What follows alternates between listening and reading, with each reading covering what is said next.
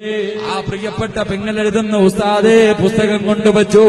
ഞാൻ ആ പുസ്തകത്തിന്റെ ഇടയിൽ നിന്നൊരു പുസ്തകമെടുക്കുകയാണ്. അതാ ചരിത്രം, ഇസ്ലാമിക ചരിത്രം എന്ന് പറയുന്ന ഒരു പുസ്തകമെടുക്കുകയാ. അതിന്റെ 34-ാമത്തെ പേജ് ഞാനൊന്ന് തുറന്നു നോക്കി. ഞാനങ്ങോട്ട് തുറന്നു നോക്കുമ്പോൾ ഒരു സഹാബിയുടെ കഥ വായിക്കുകയാ. ഒരു സഹാബിയുടെ കഥ വായിക്കുകയാ. ഏത് സഹാബി എന്നറിയുമോ? മഹാനായ ഉവൈസുൽ ഖർനി റളിയല്ലാഹു തആല അൻഹുവിന്റെ ചരിത്രം വായിക്കുകയാ. എന്തേ എഴുതിയതെന്നറിയുമോ? അല്ലാഹുവിന്റെ പ്രവാചകനെ കാണാതെ സ്നേഹിച്ച സഹാബിയാണ്. ഒരിക്കൽ പോലും പ്രവാചകനെ കണ്ടിട്ടില്ല. ഉവൈസുൽ ഖർനി റളിയല്ലാഹു തആല അൻഹു മദീനയിൽ നിന്ന് വരുന്ന ജനങ്ങളെയും കാത്ത് എല്ലാ ദിവസവും രാവിലെ പോയി കമ്പോളത്തിൽ നിൽക്കുകയാ. മദീനയിൽ നിന്ന് വരുന്ന ഒരു വിഭാഗം ജനങ്ങൾ വന്ന് പറഞ്ഞു, ഉഹദിന്റെ രണാങ്കണത്തിൽ പ്രവാചകന്റെ പല്ല് പോയി.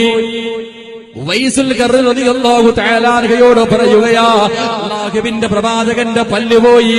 ഉവൈസുൽ ഖർനി ബോധം കെട്ട് വീഴുകയാ. അല്ലാഹുവിന്റെ റസൂലിന്റെ പല്ല് പോയി എന്ന് പറഞ്ഞപ്പോൾ ഉവൈസുൽ ഖർനി ബോധം കെട്ട് വീഴുകയാ.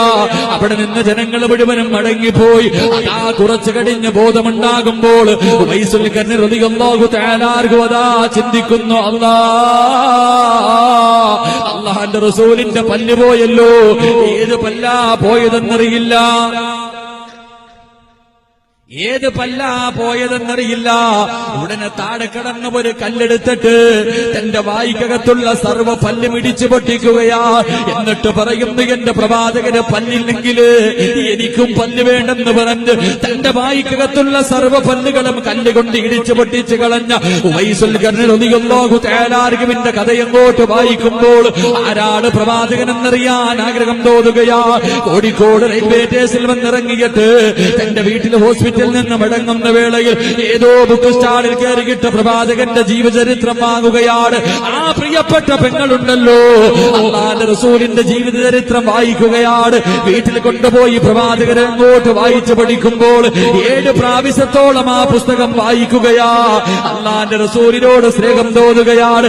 നിസ്കരിക്കാൻ പഠിക്കുകയാ, ഖുർആൻ ഓതാൻ പഠിക്കുകയാ, സലാത്ത് പറയാ പഠിക്കുകയാ. ആ പ്രിയപ്പെട്ട പെങ്ങൾ എഴുതുന്ന ഉസ്താദ്, എന്റെ ജീവിതം എങ്ങനെയെന്നറിയുമോ? 4 ചെറുപ്പക്കാരുടെ കൂടെ ഒരേ റൂമിനകത്താ ബാംഗ്ലൂരിൽ കിടക്കുന്നത്. എത്രയോ പ്രാവശ്യം ഞാൻ വ്യഭിചരിച്ചിട്ടുണ്ട്. ബിയർ കുടിക്കുന്നവളാ. ഏത് പടമിറങ്ങിയാലും ആദ്യമായിട്ട് കാണാൻ പോകുന്നവളാ. ഒരിക്കൽ പോലും നിസ്കരിച്ചിട്ടില്ല. ഒരിക്കൽ പോലും ഖുർആൻ ഓതിയിട്ടില്ല. ഒരിക്കൽ പോലും അല്ലാഹുവിന്റെ റസൂലിന്റെ പേര് കേൾക്കുമ്പോ സലാത്ത് പറയാത്തവളാ. മുംതാസിന്റെ 21 വയസ്സുള്ള പൊന്നുപോൾ അല്ലാഹുവിന്റെ പ്രവാചകനെ സ്നേഹിക്കുകയാ. അല്ലാഹുവിന്റെ റസൂലിനെ സ്നേഹിക്കുകയാ. രാവിലെ മുതൽ വൈകുന്നേരം വരെ സലാത്ത് പറഞ്ഞിട്ട് ഒരു കുപ്പി വെള്ളമെടുക്കും. ആ വെള്ളത്തിനകത്തേക്ക് ഊതുകയാണ്. മുംതാസ് എന്ന പൊന്നുപോൾ സലാത്ത് പറഞ്ഞിട്ട് വെള്ളത്തിനകത്തേക്ക് ഊതിയിട്ട് അടച്ചു വെക്കും. പാതിരാത്രിയിലെ തഹജ്ജുദ് നിസ്കരിച്ചിട്ട് അല്ലാഹുവോട് പൊട്ടിക്കരഞ്ഞ് ദുആ ചെയ്യും, അല്ലാഹ് പടച്ചവരെ, എനിക്ക് പ്രവാചകനെ കാണാൻ ആഗ്രഹമുണ്ട് റബ്ബേ. അതാ ദുആ ചെയ്യുകയാണ്. തഹജ്ജുദ് നിസ്കരിച്ചിട്ട് ദുആ ചെയ്തിട്ട് സലാത്ത് പറഞ്ഞ വെള്ളമെടുത്ത് തന്റെ കണ്ണ് രണ്ടും കഴുകിയിട്ട് സ്വപ്നം കാണാ കാത്തു കിടക്കുകയാ. എന്റെ പ്രിയപ്പെട്ട പെങ്ങളെ, 6.5 കൊല്ലമാ സ്നേഹിച്ചത്. 6.5 കൊല്ലമാ സ്നേഹിച്ചത്.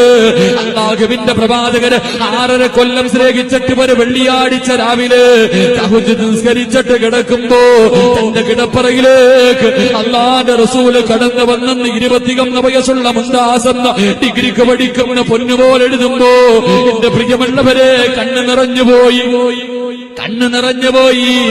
21 വയസ്സുള്ളവര് പെണ്ണ് 6.5 കൊല്ലം അല്ലാഹുവിന്റെ റസൂലിനെ സ്നേഹിച്ചപ്പോൾ ആ പെണ്ണിന് പ്രവാചകനെ കാണാൻ കഴിഞ്ഞെങ്കിൽ 28 കൊല്ലം കൊണ്ട് ദുനിയാവിന്റെ തൊലിക്ക് മുകളിലൂടെ ഖുർആൻ പഠിച്ച് വാഴ പറഞ്ഞു നടക്കുന്നവരാ.